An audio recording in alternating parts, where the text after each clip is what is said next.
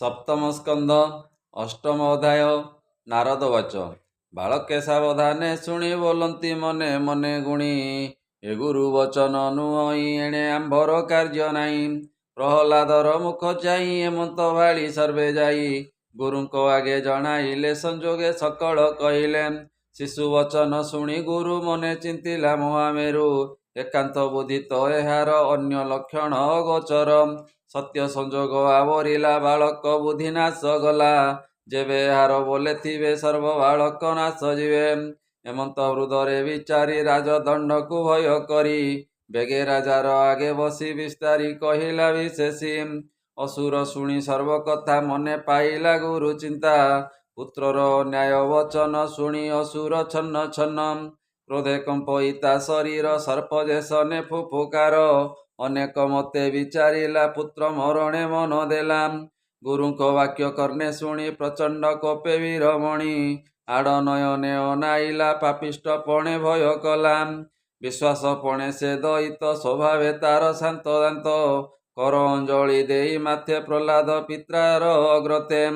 ଚରଣ ଅଗ୍ରେ ଶିର ଦେଇ ସର୍ବ ବାଳକେ ମେଳ ହୋଇ, ଏମନ୍ତେ ପୁତ୍ରକୁ ଅନାଇ ଚିତ୍ତେ ପ୍ରଳୟ କୋପ ବହି। ଗର୍ଜଇ ବହି ମନେ କୋପ ପାଦେ ପ୍ରହାରେ ଯେନେ ସର୍ପ, ସ୍ୱଭାବେ ଦାରୁଣ ଅସୁର ଦିଶଇ ଯେନେ ଦିବାକର। ହିରଣ୍ୟକଶିପୁ ବାଚ, ଏ ଦୁର୍ବୁଦ୍ଧି ଦୁଷ୍ଟ କୁଳାନ୍ତକ ଧର୍ମୀ ମହାପାପୀ ବୃକ, ସୁଜ୍ଞଜନକ ବାକ୍ୟ ଦୂର ଦୁଶୀଳ ଦୁଷ୍ଟ ଦୁରାଚାର।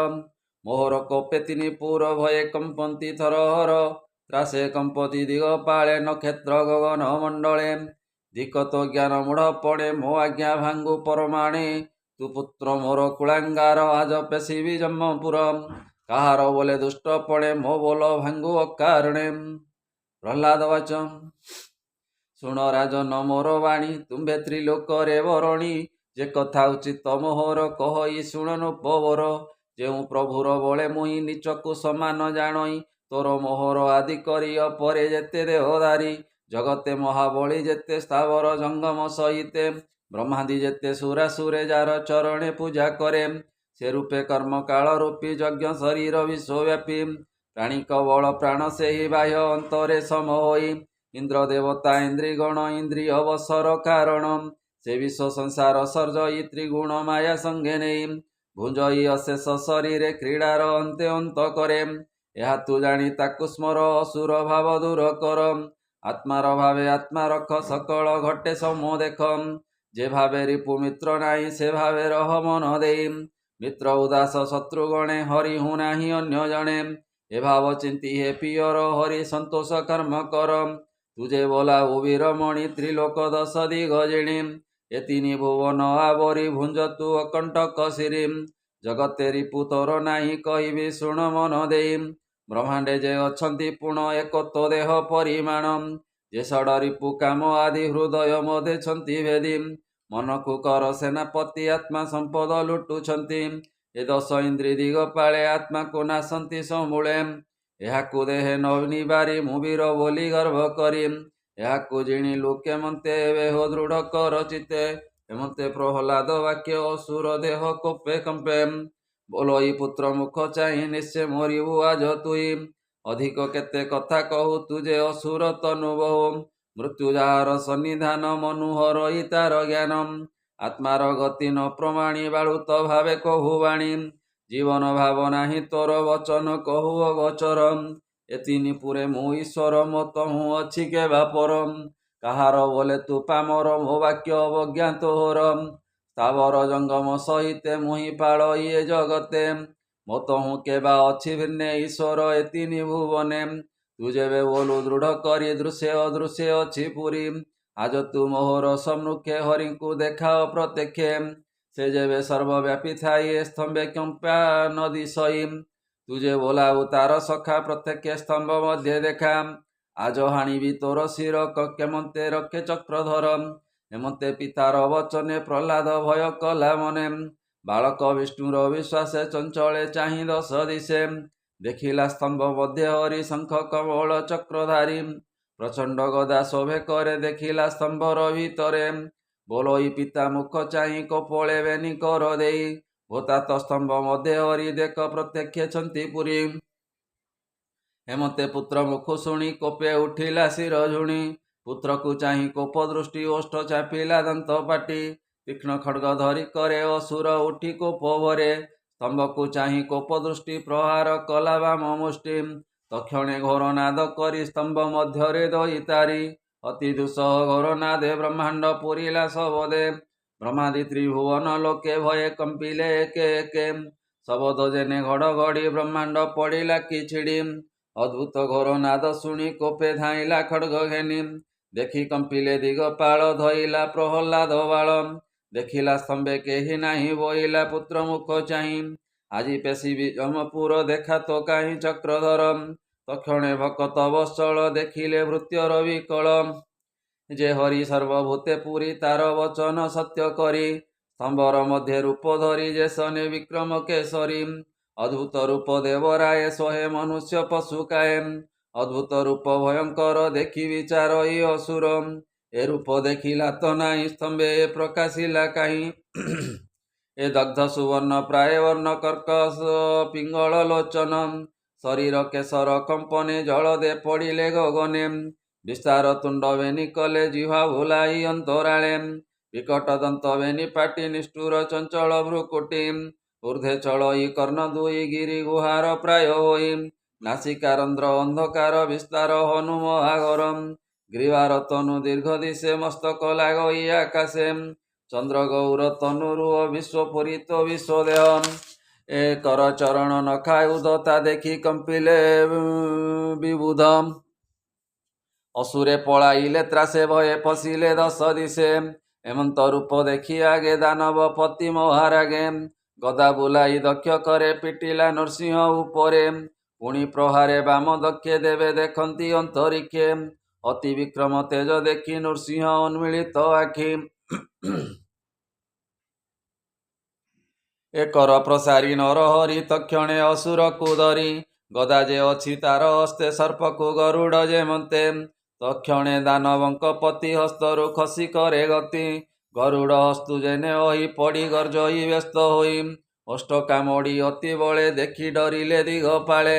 ଅସାଧ୍ୟ ଦେଖି ଦେବଗଣ ମେଘ ଲୁଚିଲେ ତତ୍କ୍ଷଣ। ନୃସିଂହ ହସ୍ତୁ ଗଲା ଚଳି ଦେବ ଭାଳନ୍ତି ଶୂନ୍ୟ ମିଳେ। ପୁଣି ଧାଇଁଲା ନାଦ କରି ତକ୍ଷଣେ ଖଡ୍ଗ ଚର୍ମ ଧରି। ତମେ ଶୋଭିତ ଶତଚନ୍ଦ୍ର ଦୁର୍ଜୟ ଅସୁର ନରେନ୍ଦ୍ର। ଖଡ୍ଗ ମଣ୍ଡଳେ ଗତି ଦେଖି ଭये ବୁଝିଲେ ସର୍ବେ ଆଖି। ଶୂନ୍ୟ ଉଡ଼ଇ ବାହୁ ବଳେ ପୁଣି ମିଳଇ ଭୂମି ତଳେ। ପ୍ରଚଣ୍ଡ ହସେ ନରହରି ତକ୍ଷଣେ ଅସୁରକୁ ଧରି। ହୃଦେ ଚାପନ୍ତେ ପୁଣି ଗଳି ତଳେ ପଡ଼ିଲା ମହାବଳୀ। ପୁଣି ଧରନ୍ତି ଅତି ବେଗେ ବଳେ ଉଛୁଡ଼େ ଦଶ ଦିଗେ। ମାର୍ଜାର ମୁସିକକୁ ଯେନେ ଧଇଲେ ରାକ୍ଷସକୁ ତେନେ। ସ୍ୱଭାବେ ଦୁର୍ଜୟ ଅସୁର ବଜ୍ରମୁ କଠିନ ଶରୀର। ଏ ଉର ଉପରେ ନରହରି ଉତାନ କରି ତାକୁ ଧରି। ବାମ ଦକ୍ଷିଣ ଧରି କରେ ଲୀଳା ମାତ୍ରକେ ନଖାଙ୍କୁରେ। ରୋଷେ ହୁଙ୍କାର ନାଦ କରି ହୃଦୟ କମଳ ବିଦାରି। ଦେବେ ଦେଖନ୍ତି ଥାଇ ଶୂନ୍ୟ ସର୍ପକୁ ଗରୁଡ଼ ଯେ ସନେ। ଅସୁର ହୃଦୟ ରୁଧିରେ ତିନ୍ତିଲା ଲଲାଟ କେଶରେ। ସିଂହ ଯେ ସନେ ହସ୍ତି ମୁଣ୍ଡେ ବସି ବିଦାରେ ତନ୍ତ ମୁଣ୍ଡେ। ଏ ଅସୁର ହୃଦୟ କମଳ ନଖେ ବିଦାରି ମହାବଳ। କୋପେ ଚାହାନ୍ତେ ଦଶ ଦିଶେ ଦୈତ୍ୟ ମିଳିଲେ ଆସି ପାଶେ। ନାନାଦି ଅସ୍ତ୍ର ଧରି କରେ ଧାଇଁଲା ନୃସିଂହ ଉପରେ। ତାହାକୁ ଧରି ତତକ୍ଷଣ ନଖେ ବିଦାରି କଲେ ରଣ। ସହସ୍ର ସହସ୍ର ଅସୁର ସମରେ ଗଲେ ଯମପୁର। ଅସୁର ବଳ କୋପେ ମାରି ବେଗେ ଧାଇଁଲେ ନରହରି। ନୃସିଂହ ଜଟାର ସ୍ପରଶେ ଜଳ ଦେ କମ୍ପିଲେ ଆକାଶେ। ଗ୍ରହ ନକ୍ଷତ୍ର ମାଳ ମାଳ ସର୍ବୁ ପଡ଼ିଲେ ମହିତଳ। ନିଶ୍ୱାସ ବାତେ ସିନ୍ଧୁ ଜଳ ହୋଇଲେ ଅତ୍ୟନ୍ତ ଚଞ୍ଚଳ। ନୃସିଂହ ଶବ୍ଦେ ଦିଗପନ୍ତି ଭୟରେ ଚିତ୍କାର କରନ୍ତି। ଦେବେ ଗଗନୁ ଗଲେ ତ୍ରାସେ ଭये ଦିଶିଲେ ଦଶ ଦିଶେ। ସକଳ ଅସୁର ସଂହାରି ବିଜୟ କଲେ ନରହରି। ବସିଲେ ଅସୁର ଆସନେ ଯେହୁ ପୂଜିତ ତ୍ରିଭୁବନେ। ଦେଖି ଅସୁରେ ପଳାଇଲେ ଯେ ଅବା ଅବଶେଷେ ଥିଲେ। ଶସ୍ତ୍ର ଧରନ୍ତା କେହି ନାହିଁ ଚଞ୍ଚଳେ ଚଉଦିଗେ ଚାହିଁ। ହେମନ୍ତ ଅସୁର ସଂହାରି ସଭାର ମଧ୍ୟେ ବିଜେ ହରି। ହିରଣ୍ୟକଶିପୁ ଅସୁର ତ୍ରୈଲୋକ୍ୟ ମଧ୍ୟେ ଥିଲା ବୀର। ସଂଗ୍ରାମେ ହରି ତା ଜୀବନ ସୃଷ୍ଟି ରଖିଲେ ଭଗବାନ। ଅସୁର ନିଧନ ସମ୍ବାଦେ ବିବୁଧେ ପରମ ଆନନ୍ଦେ। ଏ ନନ୍ଦନ ବନୁ ପୁଷ୍ପ ତୋଳି ଶୂନ୍ୟ ସକଳ ଦେବେ ମୂଳି। ହରସ ଲୋଚନେ ଅନାଇ ମଙ୍ଗଳ ସ୍ୱରେ ଗୀତ ଗାଇ। ମିଳି ସକଳ ସୁର ନାରୀ ଆନନ୍ଦେ ପୁଷ୍ପ ବୃଷ୍ଟି କରି। ଏ ଶୂନ୍ୟ ଅସୁର ଭୟେ ଭାଜି ଥିଲେ ଯେ 10 ଦିଶେ ରାଜି। ଗଗନେ ବିମାନ ସଙ୍କୁଳେ ମିଳିଲେ 10 ଦିଗ ପାଳେ। ଦୁନ୍ଦୁମି ବାଦ୍ୟ ନାଦ କଲେ ଗନ୍ଧର୍ବ ଅପସରା ମେଳେ। ଆନନ୍ଦ ହେଲେ ସୁର ନାରୀ ହସନ୍ତି ନୃତ୍ୟ ଗୀତ କରି। ବ୍ରହ୍ମା ଶଙ୍କର ଇନ୍ଦ୍ର ତୁଲେ ଋଷି ଏ ପିତୃ ସିଦ୍ଧ ମେଳେ। ଉରଗ ବିଦ୍ୟାଧର ଗଣ ମାନବ ପ୍ରଜାପତି ପୁଣ। ମିଳିଲେ ଗନ୍ଧର୍ବ ଚାରଣ ଯକ୍ଷ ଯେ କିମ୍ପୁରୁଷ ଗଣ। ଆବର ବେତାଳ କିନ୍ନର ଏ ଆଦି ଅଶେଷ ଅମର। ମିଳିଲେ ବିଷ୍ଣୁ ପାରିଷଦ ସନନ୍ଦ ସନକ ମୁକୁନ୍ଦ। କର ଅଞ୍ଜଳି ଶିରେ ଦେଇ ମିଳିଲେ ବିଷ୍ଣୁ ପାଶେ ଯାଇ। ପ୍ରଚଣ୍ଡ ତେଜ ମହାଘୋର ଭୟେ ରହିଲେ କିଛି ଦୂର। ସର୍ବେ ରହିଲେ ଦୂର ହୋଇ ସମୀପେ ନ ପାରିଲେ ଯାଇ। ଶଙ୍କିତ ଚିତ୍ତ ସର୍ବଲୋକେ ସ୍ତୁତି କରନ୍ତି ଏକେ ଏକେ। ବ୍ରହ୍ମବାଚ ଅଦ୍ଭୁତ ଅନନ୍ତ ମୂରତି ତୁରନ୍ତ ଯାହାଙ୍କର ଶକ୍ତି। ଯେ କରେ ଜଗତେ ପାଳନ ସୃଜଇ ସ୍ଥିତି ସଂହାରଣ। ବିଚିତ୍ର ବୀର୍ଯ୍ୟ ଯାହାର ନାମ ଯେ କରେ ସର୍ବ ଶୁଭ କର୍ମ। ଅଶେଷ ଯାହାର ମହିମା କେ ବର୍ଣ୍ଣି ପାରେ ଗୁଣ ସୀମା। ସେ ପ୍ରଭୁ ଚରଣାର ବିନ୍ଦେ ପ୍ରସନ୍ନ ଅର୍ଥେ ମୁହିଁ ବନ୍ଦେ। ଶ୍ରୀହରି ପ୍ରସନ୍ନ ହୁଅନ୍ତୁ ସକଳେ ଅଭୟ ଦିଅନ୍ତୁ। ମହାଦେବ ବାଚ ହେ ପ୍ରଭୁ ଭକତ ବତ୍ସଳ ଦୁଷ୍ଟ ଅସୁର ବିନାଶୀଲ। ତା ପୁତ୍ର ଭକ୍ତ ପ୍ରହ୍ଲାଦ ଆଶ୍ରା ନେଇଛି ତୁମ୍ଭ ପାଦ। ତା ସମ ଭକ୍ତ କେହି ନାହିଁ ରଖ ତାହାକୁ ଭାବଗ୍ରାହୀ। ଇନ୍ଦ୍ରବାଚ ଇନ୍ଦ୍ର ନୃସିଂହ ମୁଖ ଚାହିଁ ବୋଇଲେ କର ତ୍ରାହି ତ୍ରାହି। ଏ ମହାସୁର ମହାବେଗେ ଯଜ୍ଞ ଆରମ୍ଭେ ଅଭିର୍ବାଗେ। ବଳେ ଭୁଞ୍ଜଇ ସେ ଆକର୍ଷି ଆମ୍ଭ ହୃଦୟ ପଦ୍ମଗ୍ରାସୀ। ତୁ ନାଥ ସର୍ବ ପ୍ରାଣୀ କର ହୃଦୟ ପଦ୍ମେ ତୋର ଘର। ସେ ପଦ୍ମ ଅସୁର ଶଶାଙ୍କେ ମୁଦ୍ରିତ ଥିଲା ଅତିରେକେ। ତୁ ଏବେ ସୂର୍ଯ୍ୟ ରୂପ ଧରି ହୃଦୟ ପଦ୍ମ ଭେଦ କରି। ତୋହର ହୃଦ ତୁ ରଖିଲୁ ଆମ୍ଭକୁ ଯଜ୍ଞ ଭାଗ ଦେଲୁ। ଏ ଘୋର ସଂସାର ସାଗରେ ପ୍ରାଣୀ ଜୀବନ ନିରନ୍ତରେ। ଅଜ୍ଞାନ ମୋହିତ ଏ ନିତ୍ୟ କିମ୍ପା କହିବୁ ତୋ ଗ୍ରତେ। ତୋର ସେବକ ପ୍ରାଣୀ କର ତୁ ନାଥ ଶରଣ ସୋଦରମ୍। ଋଷୟଉଚୁ ତୋର ଚରଣ ଧ୍ୟାନ ଅର୍ଥେ ତପ ସମାଧି ଏ ଜଗତେ। ତୋର ବଚନେ ଆମ୍ଭେ ରହି ସଂସାରେ ବିପ୍ରଦେହ ବହି। ସେ ତପ ସାଧିବାରୁ ବେଳେ ହରଣ କଲା ଦୁଷ୍ଟ ବଳେ। ତୋର ବଚନେ ତୋତେ ଭାବି ଦୃଢ଼େ ପ୍ରଦାର ବିନ୍ଧେ ସେବି। ସେ ତପ ହରିଲା ଆମ୍ଭର ନିଜର ପ୍ରତାପ ଅସୁର। ଏବେ ତାହାଙ୍କୁ ନାଶ କରି ଆମ୍ଭର ତପସ୍ୟାକୁ ଧରି। ରଖିଲୁ ଋଷିଙ୍କର ଧର୍ମ ତୁ ନାଥ ସର୍ବକୁଳ କର୍ମ।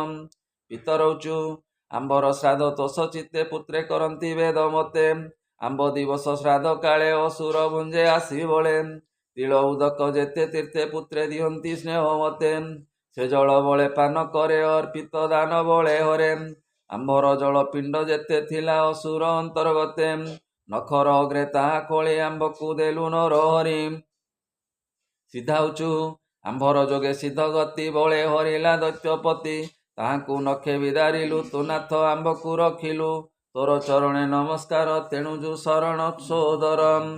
ବିଦ୍ୟାଧରଜୁ କର ପ୍ରସାରୀ ବିଦ୍ୟାଧରେ ବୋଲନ୍ତି ନୃସିଂହ ଛାମୁରେ। ଆମ୍ଭର ଅନ୍ତର୍ଧ୍ୟାନ ଗତି ବଳେ ହରିଲା ଦୈତ୍ୟପତି। ତାହାକୁ ପଶୁବଧ ପ୍ରାୟ ସଂହାର କଲୁ ଦେବରାୟ। ମାୟା ନୃସିଂହ ଅବତାର ଆମ୍ଭେ ଯେ ଶରଣ ସୋଦରମ୍। ନାଗାଉଚୁ ଆମ୍ଭ ଫଣୀରେ ଯେତେ ମଣି ଯେ ଗୃହେ ଉତ୍ତମର ମଣି। ସବୁ ହରିଲା ବାହୁ ବଳେ ଅଜୟ ଭୁବନ ମଣ୍ଡଳେ।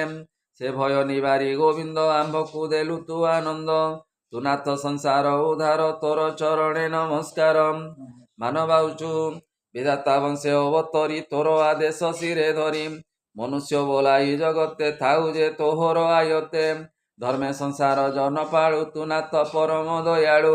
ତୁମ୍ଭ କିଙ୍କର ଆମ୍ବ ଦେହ କିବା କରିବୁ ଆଜ୍ଞା ଦିଅ। ପ୍ରଜାପତେ ହେଉଛୁ ତୋ ପ୍ରଜା ସୃଷ୍ଟିର ପାଳନେ ଆମ୍ଭକୁ ନାନା ଜୀବ ମାନେ। ରଖିଲୁ ପ୍ରଜାପାଳ କରି ଆମ୍ଭେ ଯେ ତୋର ଆଜ୍ଞାଧାରୀ। ସୃଷ୍ଟି ପାଳନ କରି ଭଲେ ମାନବ ପ୍ରଜାପତି ତୁଲେ। ଅସୁର ଭୟ ଚିନ୍ତା ବହି ଜ୍ଞାନ ନ ପାଇ ଆମ୍ଭେ ରହି। ସେ ଏବେ ତୋର ନଖ ଘାତେ ମରି ପଡ଼ିଛି ଭୂମି ଗତେ। ତୁ ସତ୍ୟ ପ୍ରଭୁ ଚକ୍ରଧର ଏବେ ନୃସିଂହ ଅବତାର। ଜଗତ ମଙ୍ଗଳ ବିଧାନ ସଂସାର ରଖ ଭଗବାନ। ଗନ୍ଧର୍ବାଉଚୁ ବନାଥ ତୋହର ବଚନେ ନିତ୍ୟ ଦେବଙ୍କ ସନ୍ନିଧାନେ। ନୃତ୍ୟ ଖଟଣି ପୀତାମ୍ବର ବିବିଧ ଅନେକ ପ୍ରକାର। ଗୀତ ଖଟଣି ରତିର ସେ ନିରତେ ଖଟୁ ଅବକାଶେ। ତୋହର ଚରଣ ପ୍ରସାଦେ ଆମ୍ଭ ବର୍ତ୍ତିଲୁ ଅପ୍ରମାଦେ। ଭୟ ନ ପାରୁ ଆମ୍ଭେ ରହି ତୋର ବଚନେ ନିତ୍ୟ ଥାଇ। ଉତ୍ପଥଗାମୀ ଜନକର କେବେ ନାହିଁ ସୁଖ ସାର। ଚାରଣାଉଚୁ ଭୋଦେବ ଚରଣେ ତୁମ୍ଭର ଭୋଗାପ ବର୍ଗ ସୁଖ ଘର। ସଂସାର ନିବୃତ୍ତି କାରଣ ଭୋନାଥ ତୋହର ଚରଣ ସେ ପଦ ସେବା ଆମ୍ଭେ ଛାଡ଼ି ଅସୁର ଘରେ ବନ୍ଧି ପଡ଼ି ସେ ମନ ଦୁଃଖ ଏବେ ଗଲା ଯେବେ ଅସୁର ବୀର ମଲା ଯକ୍ଷାଉଚୁ ସେବକ ମୁଖ୍ୟ ଆମ୍ବେ ତୋର ନିରତେ ଚରଣେ କିଙ୍କର ମନଜ୍ଞ ସାଧୁ ଗଣ ପୁରେ ତୋର ଚରଣ ଏଡ଼ି ଦୂରେ ଆମ୍ଭକୁ ନିତ୍ୟ ଦୁଃଖ ଦେଇ ବାହନ କରି ନିତ୍ୟ ବାଇ ସେ ପୁଣି ଜନ ପରିତାପେ ପ୍ରାଣ ହରିଲା ତୋ ସମୀପେ କିଂ ପୁରୁଷଉଚୁ ତୁ ମହାପୁରୁଷ ଈଶ୍ୱର ଆମ୍ବେ କିଙ୍କର ନାଥ ତୋର କୁଶ୍ଚିତ ପୁରୁଷ ଏ ଦୁଷ୍ଟ ସାଧୁ ବର୍ଜିତ ମହାକଷ୍ଟ ଅନାୟ କର୍ମ ଆଚରିଲା ତୋର ପ୍ରତାପେ ନାଶ ଗଲା ବୈତାଳିକାଉଚୁ ଆମ୍ବେ ସାଧୁଙ୍କ ସଙ୍ଗ ମଧ୍ୟ ଯଜ୍ଞ ଆରମ୍ଭ ପରିବୋଧେ ତୋର ନିର୍ମଳ ଯଶ ଗାଇ ସତ୍ୱରେ ପୂଜା ବିଧି ପାଇ ଆନନ୍ଦେ ପୂଜୁ ସାଧୁ ମେଳେ ଅସୁର ଉପଦ୍ରବ ବଳେ ତୋର ଶତ୍ରୁ ନାଶ ଗଲା ଆମ୍ବକୁ ମହାସୁଖ ହେଲା ଏ ଆମ୍ବ ଦେ ବ୍ୟାଧି ଥିଲା ତୁମ୍ଭର ତେଜେ ନାଶ ଗଲା କିନ୍ନରାଉଚୁ ତୋର କିଙ୍କର ଗଣ ଆମ୍ବେ ତୋ ଅନୁଗ୍ରହେ ଥାଉ ଦମ୍ବେ ଏ ଦିତି ପୁତ୍ର ମହାଦୁଷ୍ଟ ଆମ୍ବକୁ ଦେଲା ମହାକଷ୍ଟ ତୁମ୍ଭେ ଅସୁର ମାରିଲ ଆମ୍ଭର ମାନଉ ଧରିଲ ତୁ ନାଥ ଦେବଙ୍କର ବର ଆମ୍ଭର ଭୟ ନାଶ କର ବିଷ୍ଣୁ ପାର୍ଶ୍ୱଦାଉଚୁ ଭୋନାଥ ଏ ରୂପ ତୋହର ଦୈତ୍ୟ ମାୟା ବିଭୟଙ୍କର ଅଦ୍ଭୁତ ଦେଖି ସର୍ବଜନେ ଭୟେ କମ୍ପିଲେ ତ୍ରିଭୁବନେ ତାହାଙ୍କ କର୍ମଦାତା ତୁହି ଆମ୍ଭକୁ ନାଥ କର ତ୍ରାହି ଯେଣୁ ନାସିଲ ମହାସୁର ଆମ୍ଭକୁ ଅନୁଗ୍ରହ ତୋର ଏମନ୍ତେ ନୃସିଂହ ସମୀପେ ସ୍ତୁତି ବଚନେ ଏକେ ଏକେ କହି ରହିଲେ ତୋ ସମନେ ଏବେ ଶୁଣ ସାବଧାନେ ନାରଦ ଯୁଧିଷ୍ଠି ଅଗ୍ରତେ ଯାହା କହିଲେ ଭାଗବତେ ଅଦ୍ଭୁତ ନୃସିଂହ ଚରିତ କହିଲା ବିପ୍ର ଜଗନ୍ନାଥ ଇତି ଶ୍ରୀମଦ୍ଭାଗବତେ ମହାପୁରାଣେ ପାରମହଂସ୍ୟାଂ ସହିତାଂ ବୟାସିକ୍ୟାଂ ସପ୍ତମ ସ୍କନ୍ଧେ ନୃସିଂହ ଅବତାର ହିରଣ୍ୟକଶିପୁ ବଧ ନାମ ଅଷ୍ଟମ ଅଧ୍ୟାୟ ଆନନ୍ଦେ କବାର ହରି ହରି ବୋ।